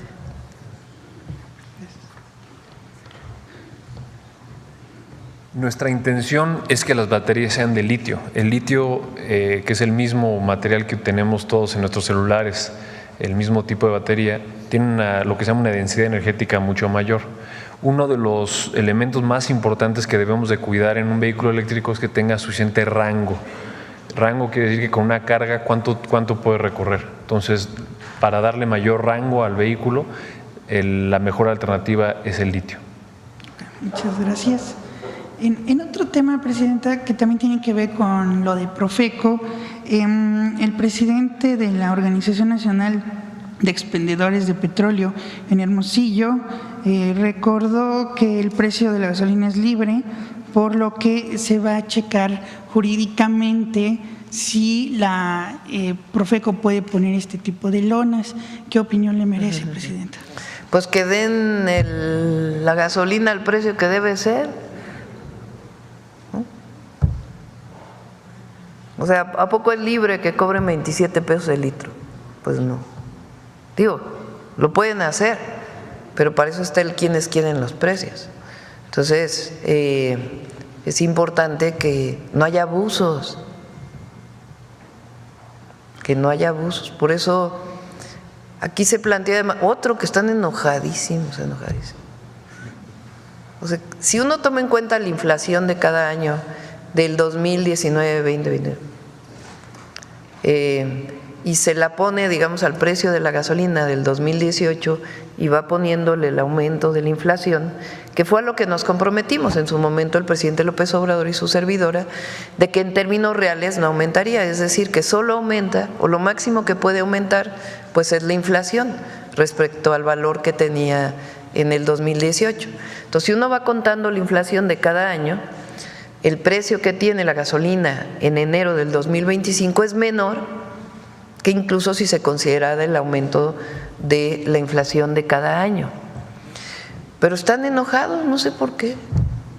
Pues yo creo que porque los exhibimos de que con Peña aumentó más de 40% la gasolina y que cada semana había un gasolinazo, o que con Calderón aumentó 22%. Y que con Calderón hubo los mayores excedentes petroleros, el aumento a los precios de la gasolina, y de todas maneras no terminó su refinería. Pues les molesta que digamos eso, pero ¿cómo no lo vamos a decir? Pues hay que recordar lo que fueron los gobiernos del pasado.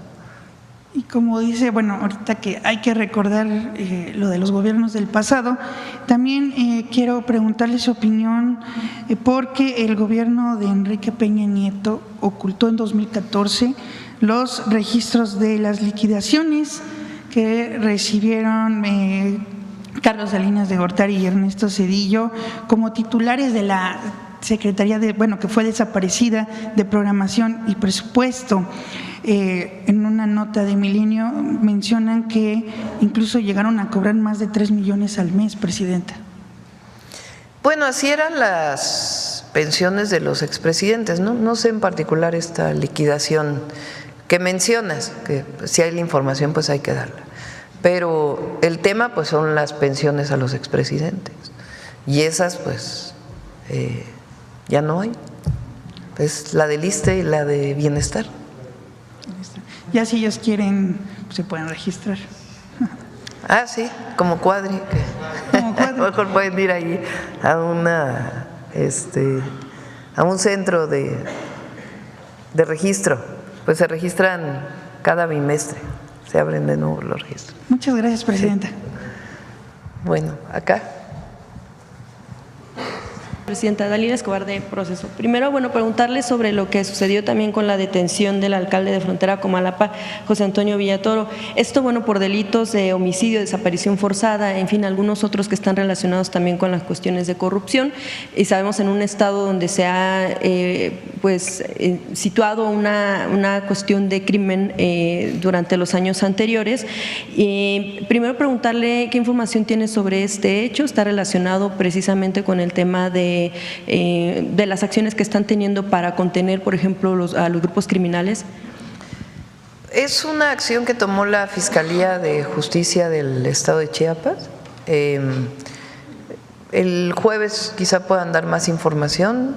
De los estados, ¿pudiera haber otro tipo de operaciones así en alguna otra entidad? ¿Qué reportes tiene o de qué estados pudiera haber?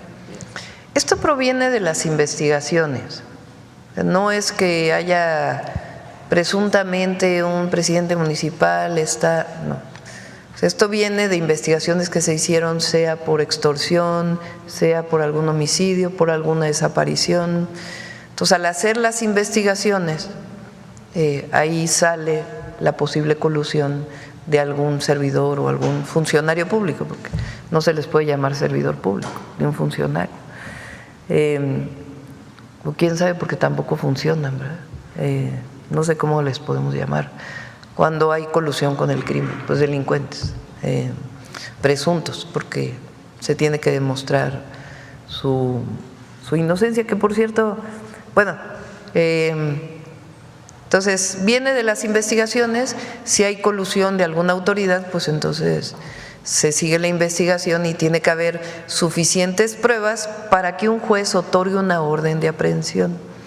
Esto es importante porque también se ha dicho mucho de la prisión preventiva oficiosa. La prisión preventiva oficiosa no quiere decir un régimen de excepción, no quiere decir que no se investiga y se detiene a alguien y se lleva detenido, no. Quiere decir que hay ciertos delitos, el presunto delincuente tiene que librar su condena dentro de prisión, dentro de un centro de detención. Pero eso no quiere decir que no se tengan que presentar las suficientes pruebas por parte del Ministerio Público a un juez, para que el juez determine si se hace una orden de aprehensión o no. Eso depende del juez. Lo que el juez ya no puede determinar en esa particularidad de los delitos es si lleva su juicio en libertad o en prisión. Pero eso no quiere decir que se detiene a alguien por el solo hecho de suponer que es un o no. Es a criterio del juez. Pero hay ciertos delitos que consideramos que frente a la situación que vive el país no deberían estar a criterio del juez si lo lleva en prisión o no. Pero eso no quiere decir que no se tengan que llevar las suficientes pruebas para poder determinar si merece una orden o no de aprehensión. Entonces, muchas veces al juez, y ahora sí, hablando a favor de los jueces, se le pone en riesgo frente a una persona de la delincuencia organizada. Si el juez tiene que determinar bajo su criterio si lo lleva en prisión o no. Entonces se dice, en estos casos, la extorsión ahora, por ejemplo, de demostrarse que la persona está extorsionando, no puede llevar su proceso en libertad, la tiene que llevar detenido. Ese es el tema de la prisión preventiva oficiosa, pero no quiere decir ningún régimen de excepción, ni mucho menos.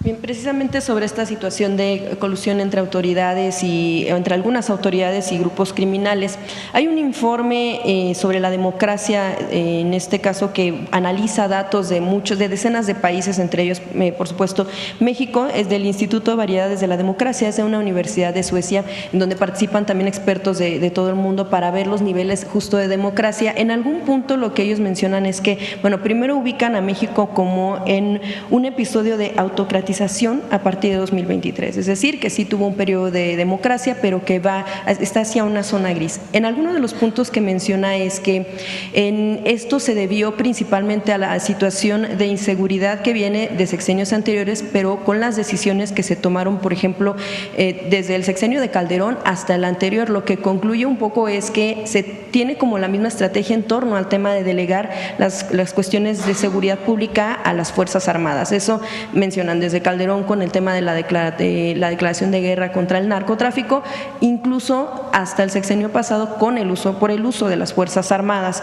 Lo que mencionan ellos en este sentido es que, por ejemplo, el tema de la inseguridad o de la violencia se debe mucho o no se entiende si no hay una colusión entre las autoridades de algunos o de ciertos niveles con la delincuencia.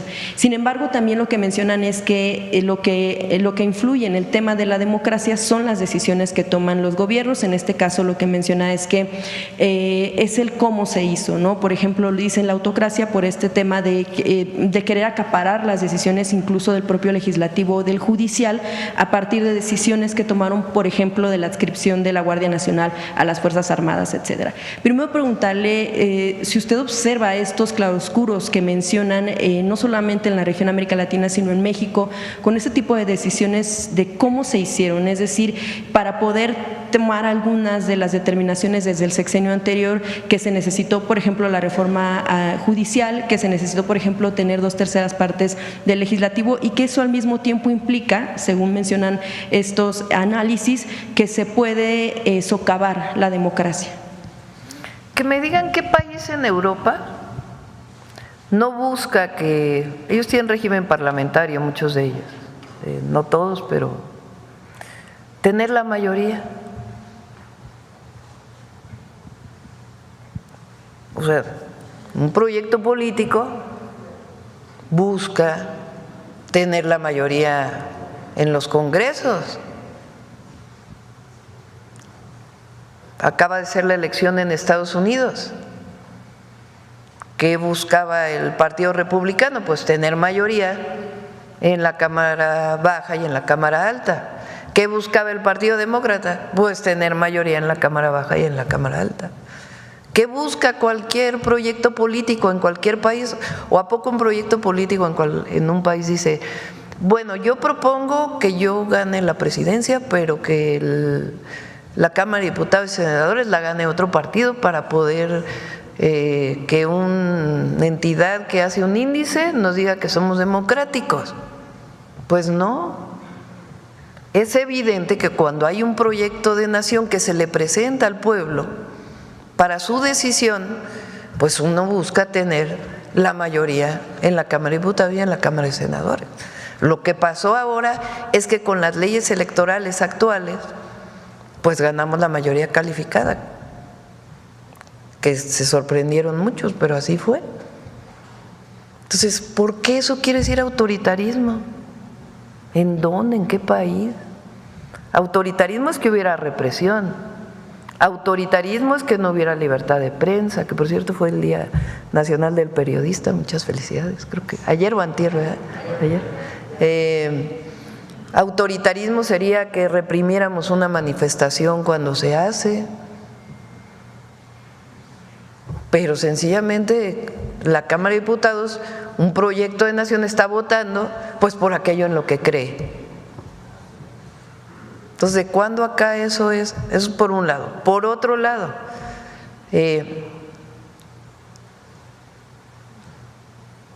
dicen, por un lado, que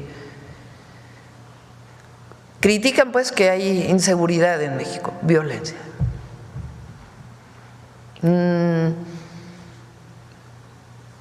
¿Y por qué critican que se decidió hacer una fuerza nacional para atender la inseguridad y la violencia? Que está dentro de la Secretaría de la Defensa Nacional, sí, pero no es el Ejército, es otra fuerza distinta, con otro comandante,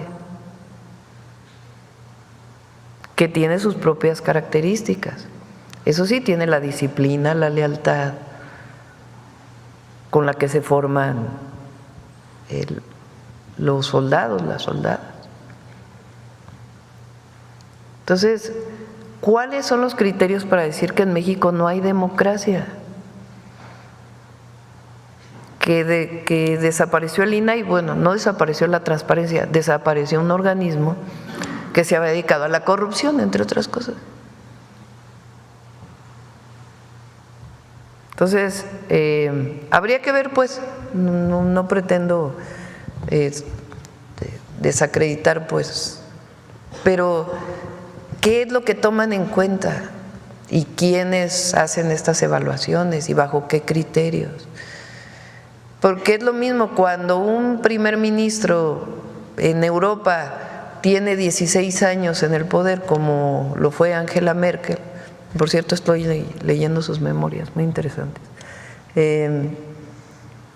Nadie decía que había problema, pero había una reelección de un presidente en América Latina y ¡guau! Ahí donde se permite la reelección. Entonces, por eso digo que ¿con qué criterio se mide? Sí, un poco también el informe también concluye que sí, en efecto, en Europa… Y no hablo mal de Angela Merkel ni nada, sino digo que se mida con lo misma, con el mismo criterio, ¿no? Sí, con el poco, mismo indicador.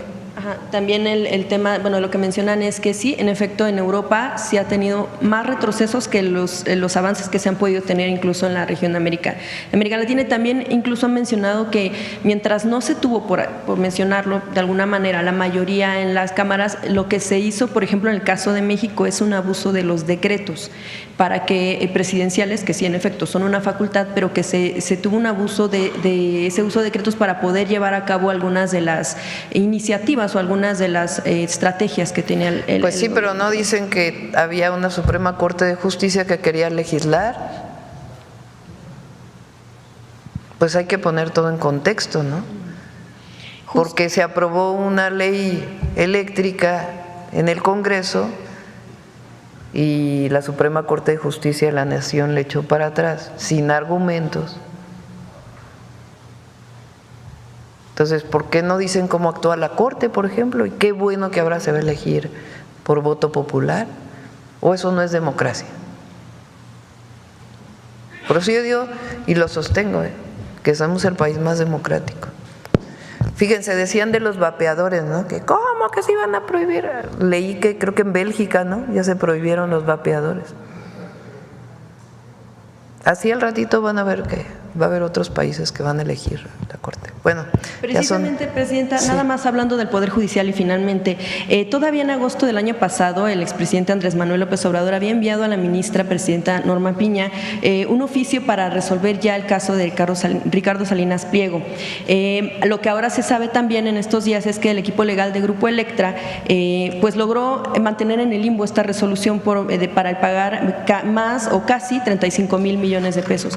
Ahora con la tramitación de recursos de reclamación e impedimentos contra 4 ministros que ubican en favor del gobierno, del partido pues Morena, están buscando que no intervengan o no lleven a ponencia estos casos precisamente para hacer o dilatar más el tema y que sea pues tal vez resuelto con los ministros la nueva elección que puedan, con los que actualmente están, que se han manifestado pues en favor de este proyecto. ¿Considera usted que pudiera darse todavía un avance en este? Todavía de hecho en estos días se iba a tener la ponencia de uno de los casos para resolver, porque están divididos, son diversos, en suma 35,000 millones de pesos. Sin embargo, todavía con recursos legales se está pidiendo que se dilate este procedimiento.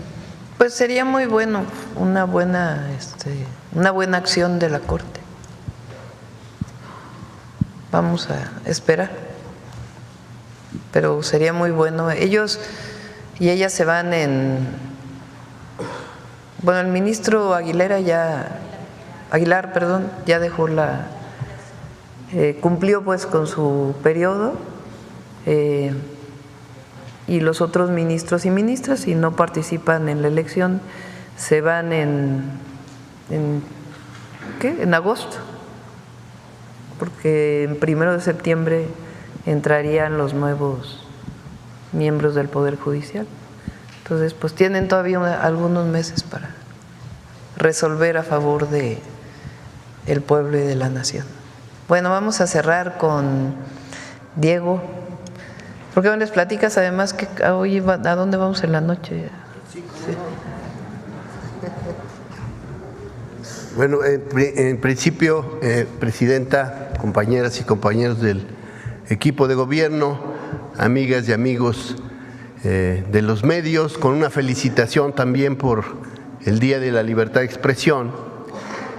Quisiera, antes de pasar a una cápsula que refiere los terribles acontecimientos que ocurrieron el 7 de enero de 1907 en Río Blanco, Veracruz, en la cercanía de Orizaba, cuando ahí sí un gobierno autoritario reprimió brutalmente la huelga de las y los trabajadores de la fábrica textil de Río Blanco, asesinó a un importante número de trabajadores y llevó a la cárcel, a los campos de reclusión que había en Quintana Roo, a decenas y decenas de obreras y obreros de esta fábrica.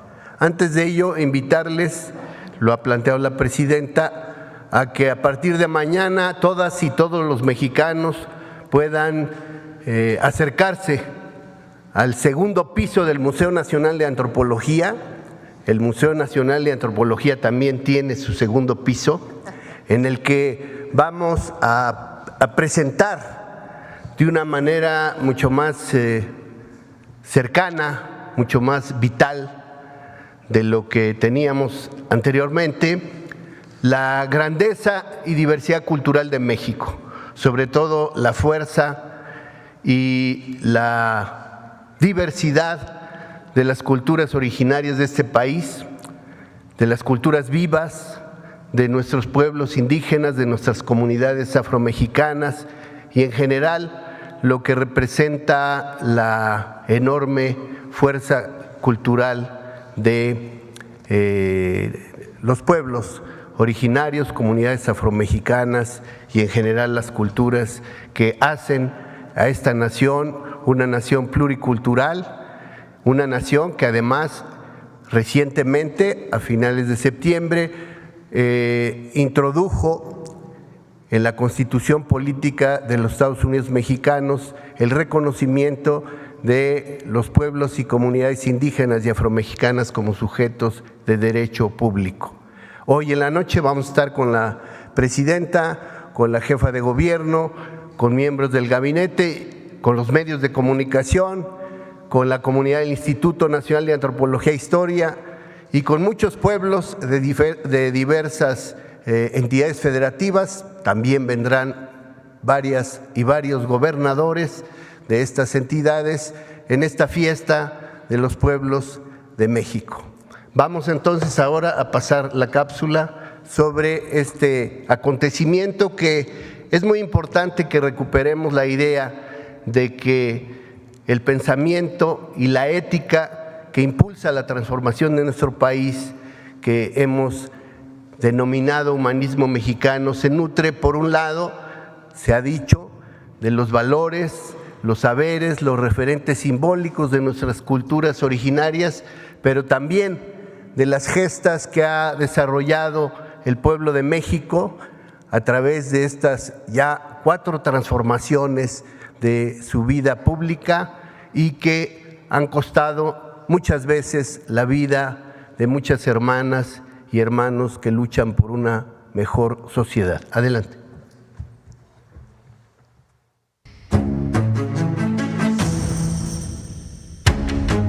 Hay batallas que se ganan mucho tiempo después de librarse.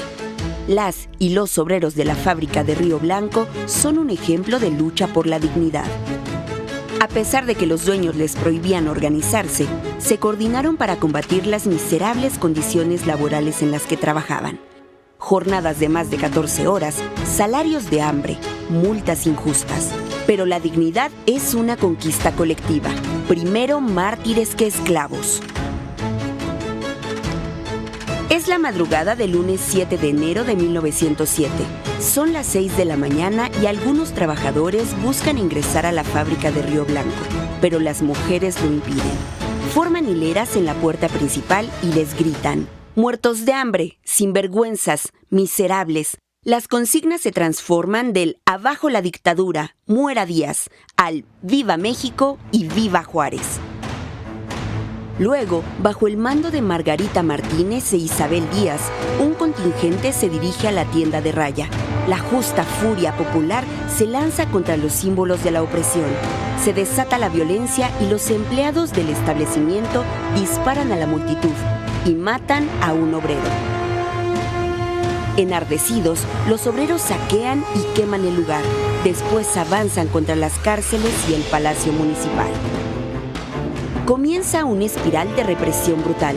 Primero, las tropas federales matan a 2 obreros y arrestan al menos a 50.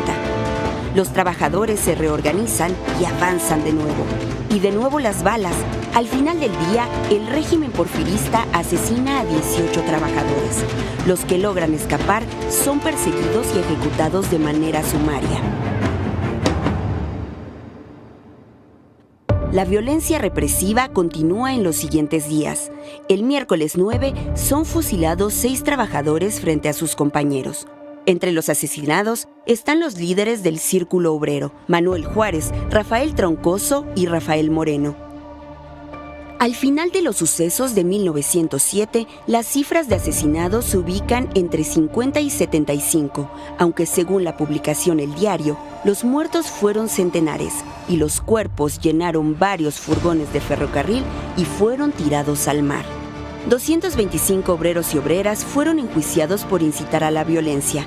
Varios de ellos fueron enviados a los campos de trabajos forzados en Quintana Roo.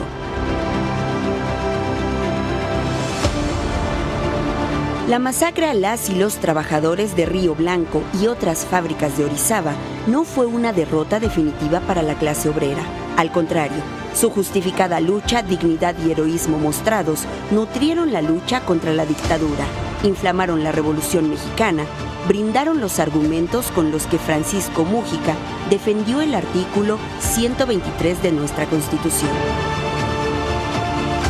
Esa movilización y rebeldía popular sigue siendo un ejemplo para el humanismo mexicano, que reconoce en la labor de las y los trabajadores mexicanos el compromiso por garantizar una sociedad que trabaja por una justicia redistributiva, solidaria, libre y democrática.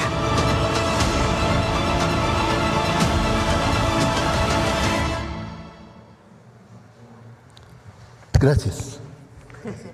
Muchas gracias a todos y a todas. Nos vemos mañana. O en la noche si quieren ir allá a antropología. Adiós. Ah, las roscas.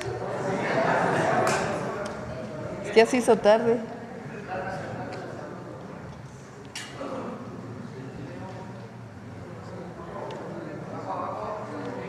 Mañana.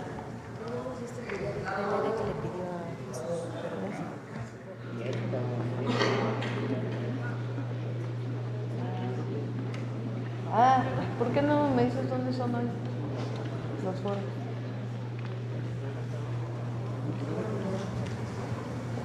¿A poco van a alcanzar 2? ¿Hay más? Ah. ¿Quién la corta? A ver. Va.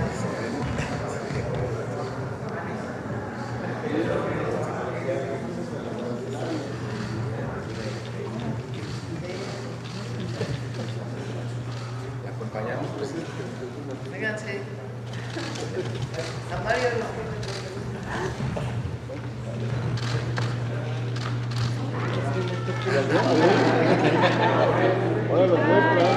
A ver, aquí le toque. A ver, arriba. Arriba. Está colgando.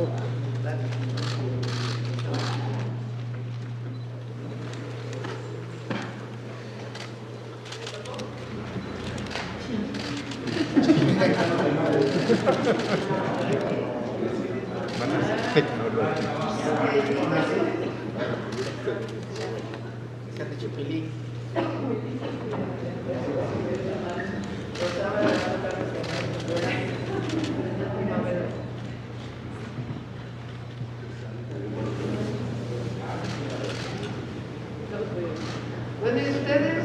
Ahorita. Ya, tenemos acá.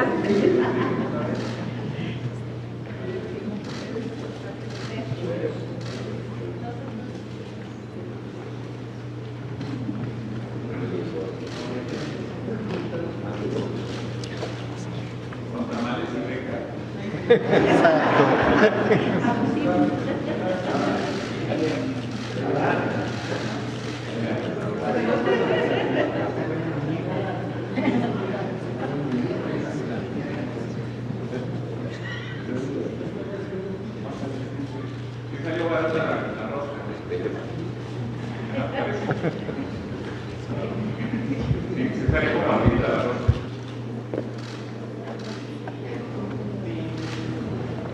Nada. Sí, hay poquito. Adelante, doctor.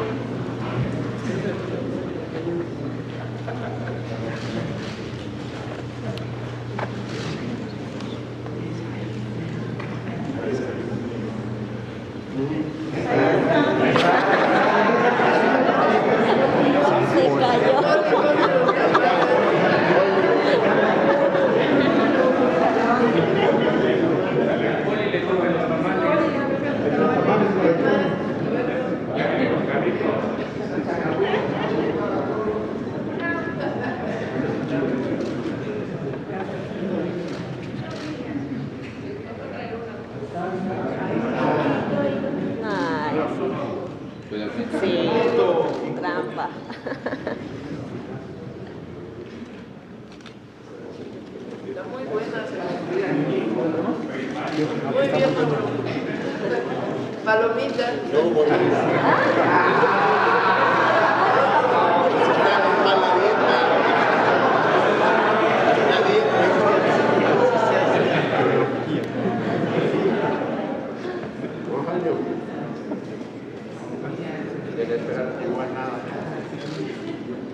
Listo, adelante, compañero.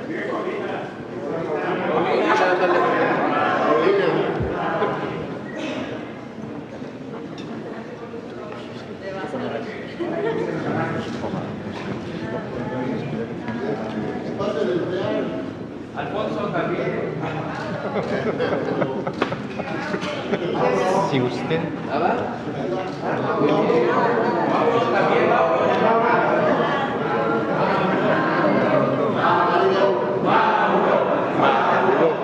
Esa ya viene contada, qué chiste.